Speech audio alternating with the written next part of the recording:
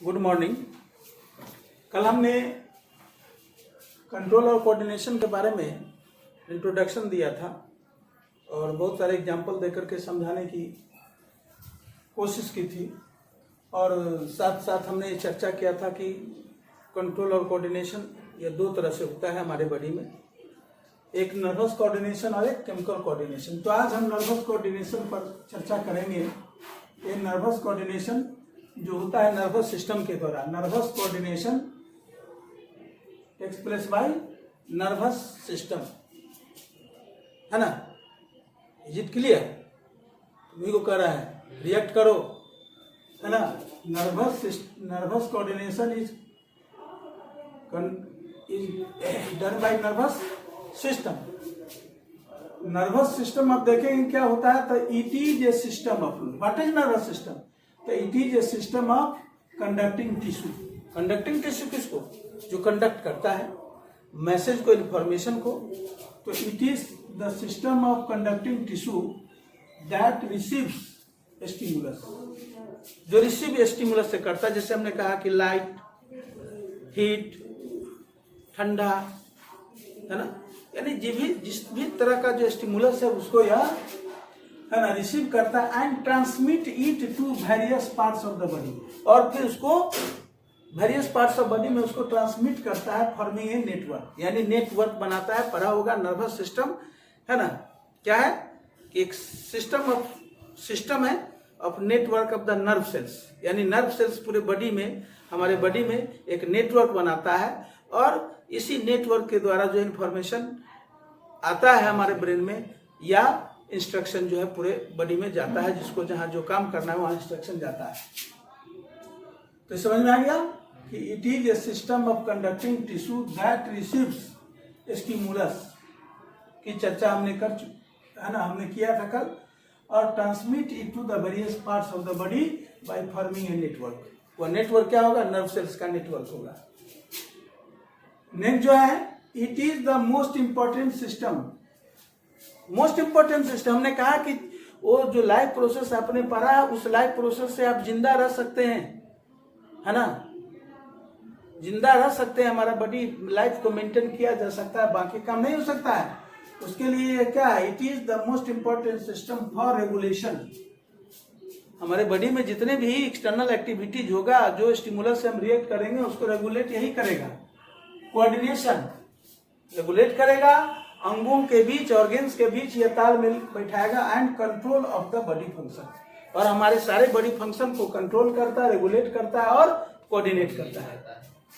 Nervous system consist of, अब देखें कि नर्वस सिस्टम बना किससे होता है, तो nerve cells, nervous tissue, nerve cells जिसको हम न्यूरॉन्स कहते हैं, nervous tissue and the brain, है ना। Nervous system of vertebrates is of two types, यानी जो वर्टिब्रेट है उसमें नर्वस सिस्टम दो तरह का होता है। एक सेंट्रल नर्वस सिस्टम, है ना, और दूसरा होता है peripheral nervous system. Central nervous system में ब्रेन और स्पाइनल कॉर्ड आते हैं। Central nervous system consist of brain and spinal cord. जो जानता होगा कि जो ब्रेन से नीचे जो रीढ़ की हड्डी से होकर के गुजरता है, जो वर्टिब्रल कॉलम में प्रोटेक्टेड, यह जो है स्पाइनल कॉर्ड रहता है। ब्रेन यहाँ जानते हैं कि यह जो है जो बोनी बॉक्स होता है जिसको हम क्रेनियम कहते हैं, उसमें सुरक्षित होता है।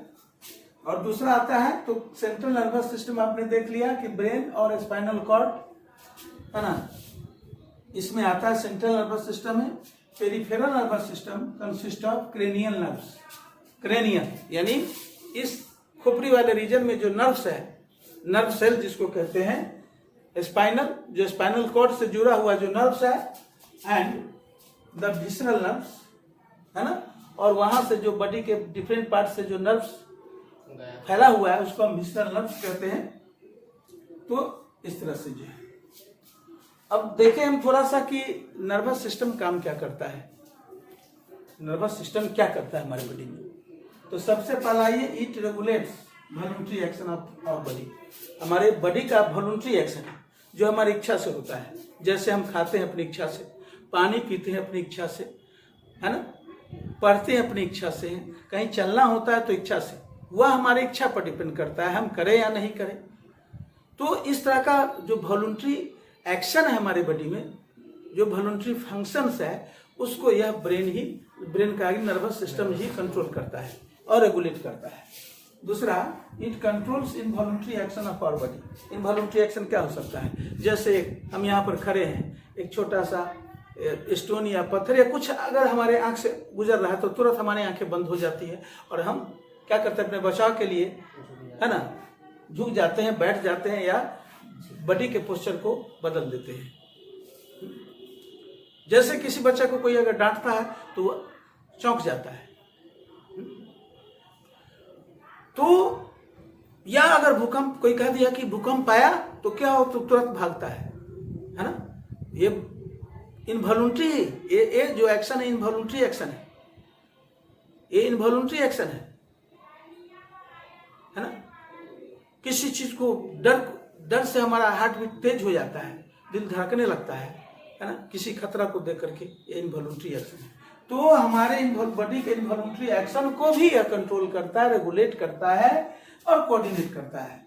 इट इनेबल्स अस टू, और उसके बाद क्या करता है, हाँ, यह हमको सक्षम बनाता है किसमें, टू थिंक, सोचते हैं। इसके कारण रीजन, पहचानना, डिफ्रेंशिएट करना, किसी चीज को पहचानना, जानना, और रिमेंबर भी हम इस नर्वस सिस्टम के द्वारा ही करते हैं। अगर नर्वस सिस्टम हटा दिया जाए तो हम कहना कि जिंदा रह सकता है, सिर्फ वह कुछ सोच नहीं सकता है, कुछ कर नहीं सकता है, कुछ याद नहीं कर सकता है, उसको सर्दी गर्मी एहसास, किसी चीज का एहसास नहीं होगा।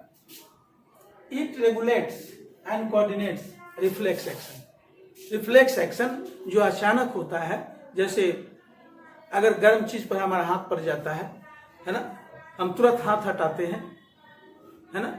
बर्फ में हमारा हाथ पड़ता है, तुरंत हाथ हटाते हैं, या इस तरह से बहुत सारे, भूकंप वाली बात वो भी रिफ्लेक्स एक्शन में आएगा। तो इस तरह से रिफ्लेक्स एक्शन को भी यह कंट्रोल करता है और कोऑर्डिनेट करता है। तो आपने देखा कि किस तरह से, है ना, हमारा नर्वस सिस्टम एक इम्पोर्टेंट सिस्टम है जो, है ना, क्या कर सकते हैं कि जिंदा रहने के लिए जरूरी है, वो भी, है ना। एक दूसरा सिस्टम, एक भी लाइफ प्रोसेस में पहले आता था, लाइफ प्रोसेस सेकंड करके, यह भी जरूरी है। लेकिन वो सारा प्रोसेस जो है पहले वाला पर हो, वो बॉडी को मेंटेन करने के लिए, शरीर को मेंटेन करने के लिए, जिंदा रहने के लिए जरूरी है। लेकिन, है ना, ये जो सिस्टम है ना, जो हमारे जो बहुत तरह का स्टिमुलस है, बहुत तरह का जो है चेंज इन्वायरमेंट में है, उससे हम रिएक्ट करते हैं, दौड़ते हैं, भागते हैं, दुश्मन से बचाव करते हैं, उसके लिए जरूरी है। उसके से ही आधार पर हम सोच सकते हैं, रीजन कर सकते हैं, डिफरेंशिएट कर सकते हैं, चीजों को पहचान सकते हैं, है ना, और याद रखते हैं। ये सब होता है।